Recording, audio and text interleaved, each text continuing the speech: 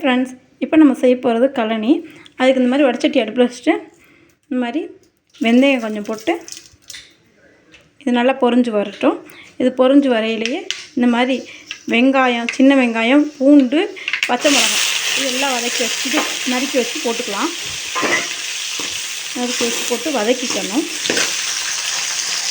இந்த அளவுக்கு நல்லா வதங்கி வந்ததுக்கப்புறம் இதில் கொஞ்சம் அரைச்சி வச்ச மிளகு சீரகத்தை போட்டுக்கலாம்.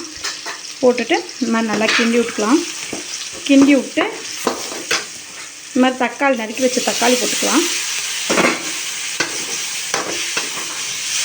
இதை நல்லா வதங்கிக்கிட்டு இருக்கையிலே உப்பு கொஞ்சம் சேர்த்துக்கலாம்.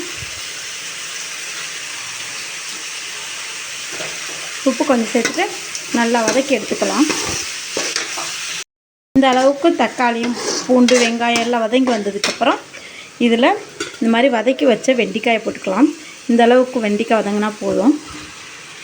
பிசு பிசு தண்ணி இல்லாமல் வதக்கினா போதும். வதக்கிட்டு இந்த மாதிரி இதில் போட்டு ஒரு கிண்டிட்டு கொஞ்சம் தண்ணி சேர்த்துக்கலாம். இந்த மாதிரி தண்ணி கொஞ்சம் சேர்த்துட்டு ஒரு கலக்கி விட்டு புளி கொஞ்சம் சேர்த்துக்கலாம். புளி தண்ணி கொஞ்சம் சேர்த்துட்டு நல்லா கொதிக்க விட்டுக்கலாம். அளவுக்கு நல்லா வெண்டைக்காய் வெந்து வந்ததுக்கப்புறம் இதில் கொஞ்சம் மிளகு சீரகத்தை சேர்த்துக்கலாம். இன்னும் கொஞ்சம் மிளகு சீரகம் போட்டோம்னா நல்லா வாசனையாக இருக்கும். நல்லா மிளகு சீரகம் கொஞ்சம் நல்லா தூக்கலாகவே சேர்த்தோம்னா நல்லா சுருக்குன்னு இருக்கும்.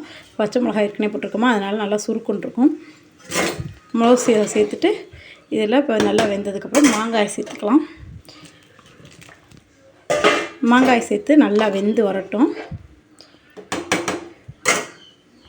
அளவுக்கு மாங்காய் வெண்டைக்காய் வெந்ததுக்கப்புறம் அடுப்பு ஆஃப் பண்ணிக்கலாம். கழனி ரெடி. Bye friends.